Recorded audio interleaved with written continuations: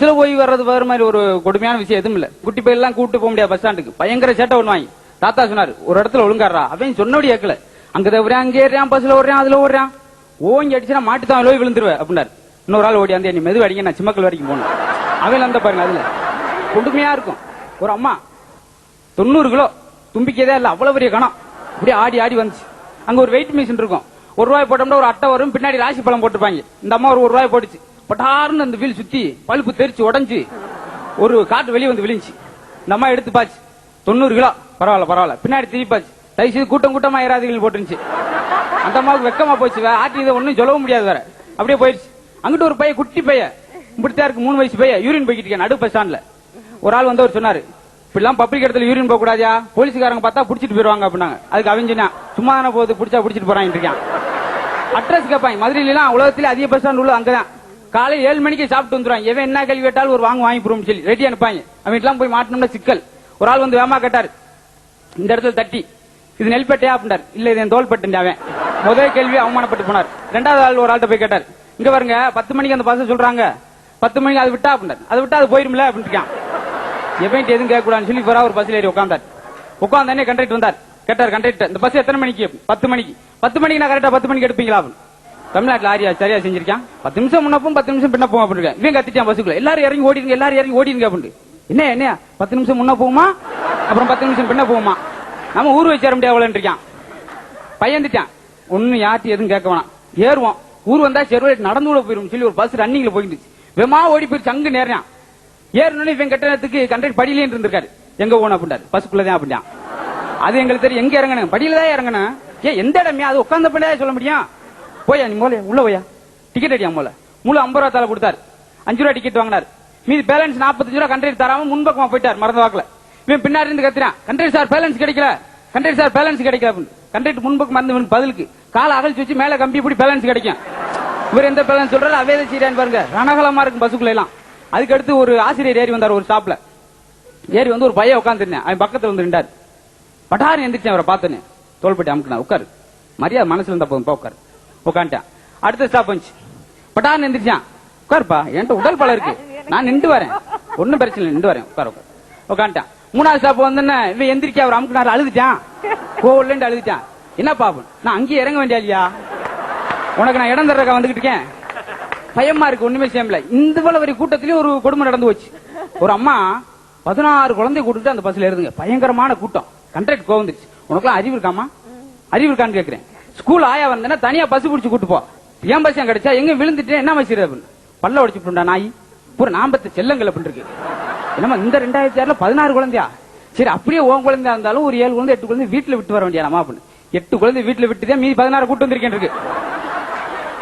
அவரு கண்ணை கட்டிடுச்சு. பஸ்ல இருக்கும் பூரா மயக்கமா வருது. சரிம்மா இத்தனை குழந்தை கூட்டுக்கிட்டு அப்படி அவசரமா எங்க வர? பெரியாஸ்பத்திரி எங்க ஆத்தா குழந்தை வரதுக்கு பார்க்க போறேன்னு இருக்கு. அவங்க சைலண்டா ஒரு சின்ன குட்டி சைனாவை உருவாக்கிட்டு இருக்காங்க. போய் உட்காரு, காலையில ஓ மோத்தல முடிச்சாத்தே நல்லா இருக்கும், உள்ள போ. பார்த்தா குழந்தைய பூரா சன்ன வழியா தூக்கி போறாங்க. பூரா ஒரே மாதிரி குட்டி குட்டி பயிலா இருக்காங்க, என்ன மாதிரி கருப்பு கருப்பா. அதுல அந்த 16 குழந்தைல ஒரு குழந்தைய பார்த்து ஒரு ஆள் கேட்டாரு, சொல்றா உன் பேர் என்ன அப்படின்னாரு. பேர்ல எங்க அண்ணங்களுக்கு வச்சு தீர்ந்து போச்சு, எனக்கு நம்பர் தான் அப்படின்னா. சே உன் நம்பரை வச்சு சொல்றா அப்படின்னு. 12P அப்படின்னா. அதனடா 12P? எங்க அண்ணன் நானும் ரெட்ட குழந்தை, அவன் 12A நான் 12P இருக்கான். எப்படி இருக்காங்க பாரு. இப்ப பஸ் போயிட்டே இருந்துச்சு. அடுத்த ஸ்டாப்ல அபிராமி அம்பியை தேர்ன்னு சொல்லி மதுரையில் இருக்கு. கண்டக்டர் சொன்னாரு, அபிராமி இறங்கு, அம்பி இறங்கு அப்படின்னாரு. 2 குமரி பிள்ளை இறங்கி போச்சு. ஒரு கிளை குறுன்னு பார்த்துட்டு கண்டக்டர் சட்டையை போச்சு. அறிவட்ட நாய், குமரி பிள்ளைகள் மட்டும் அபிராமி இறங்கு அம்பி இறங்குன்னு சொல்ற, என்னை கருப்பா இறங்கி நீ சொன்னியாடா அப்படின்னு. இப்ப பஸ் வேகமா போய்கிட்டு இருக்கு. பின்னா இருந்து ஒருத்தன் கத்துறா. 2 பட்டியில 20 பேர் தொத்தி போறான். கண்டக்டர் சார், டிரைவர் சார், ஒருத்தர் விழ போறேன் அப்படின்னு. ஏன்டா அந்த பேச்சு வச்சுக்கிற கூடாது, கண்டக்டர் விசில் அடிச்சாதான் நிறுத்துவேன். பஸ் போயிட்டே இருக்கு. அப்புறம் அடுத்த ஸ்டாப்ல கண்டக்டர் சார் ரொம்ப மோசமா இருக்கான், டிரைவர் சார் விழ போறேன் அப்படின்னு.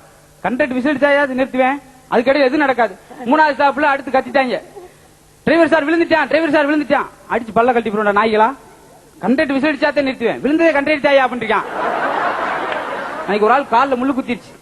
கால் முள்ளு குத்தினோடனே கிளம்பினார் ஹாஸ்பிட்டலுக்கு, முள்ள எடுத்துரும் சொல்லி. ஓடி ஆந்து 2 டாக்டர் பாஞ்சு அவனை சீட்ல உட்கார வச்சு வாயில தெர்மாமீட்டர் வச்சுட்டாங்க. அவர் கவலையான கவலை. அவசரமா வேற ஒரு இடத்துக்கு போனோம். என்னங்க கால முள்ளுக்கு போய் தெர்மாமீட்டர் வாயில வச்சிருக்காங்க, சம்மந்தம் இல்லாம அப்படின்னு. பக்கத்துல இருந்த லேச தெர்மாமீட்டர் வலிட்டு அவர் சொன்னார், ஓ நிலைமையாச்சும் பரவாயில்ல, நான் தபால் கொடுக்க வந்தேன் போஸ்ட்மேனு, எனக்கு வாயில வச்சு விட்டுருக்காங்க. அப்ப ஒரு ஆள் கண்ணு மங்களா தெரிஞ்சு அவன் அவங்க அப்பாட்ட சொன்னான், அப்பா 2 நாள் எனக்கு கண்ணு மங்களா தெரியும், டாக்டரை பார்க்க வேண்டிய நடந்தார். பார்த்து அவரும் மங்களத்தான் தெரியாரு அப்படின்னா அவர்கிட்ட போய் ட்ரீட்மெண்ட் பண்ணு வேகமா போனேன். போய் டாக்டர் எனக்கு கண்ணு மங்களா தெரியுது அப்படின்னா, நான் வைக்கல் டாக்டர் அந்த ரூம் இருக்காரு போய் பாத்தியா.